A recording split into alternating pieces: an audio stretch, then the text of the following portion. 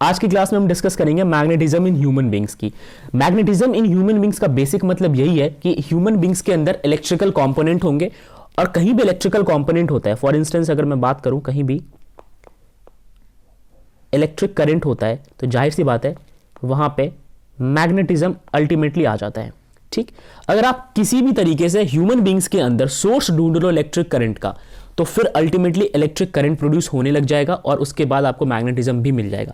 Now biggest question is कि human being के अंदर इलेक्ट्रिक करंट का सोर्स क्या होगा।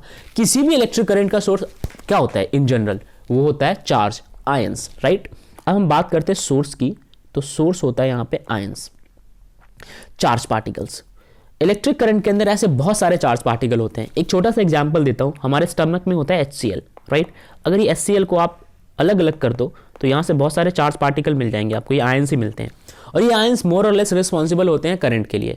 दूसरा एग्जांपल है हमारे ब्रेन में जितने भी सिग्नल्स जाते हैं हमारे ब्रेन में, राइट, उन सभी सिग्नल्स को इलेक्ट्रिकल इंपल्स की फॉर्म में भेजा जाता है, या फिर यूं कह लो वो सारे सिग्नल्स जो है वो इंपल्स की फॉर्म में ब्रेन तक पहुंचते हैं।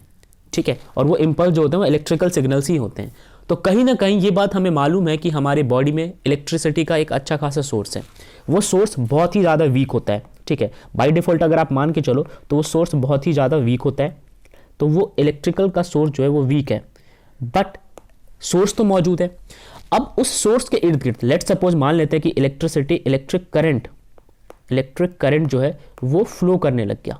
ठीक है, अब इलेक्ट्रिक करंट फ्लो करने लग गया तो हमारे बॉडी में आ जाएगा मैग्नेटिज्म। ठीक है, तो कुछ इस प्रकार से हमारी बॉडी में मैग्नेटिज्म डेवलप होता है। बॉडी के दो मेन सोर्सेज जहां पे मैग्नेटिज्म डेवलप होता है वो है एक हार्ट और दूसरा होता है हमारा ब्रेन। ब्रेन के अंदर रीजन तो मैंने बता दिया, इलेक्ट्रिकल सिग्नल्स जाते हैं इंपल्स की फॉर्म में and that is the prime source of magnetism. सवाल ये बनता है कि इस मैग्नेटिज्म का हम इस्तेमाल किस तरीके से करते हैं।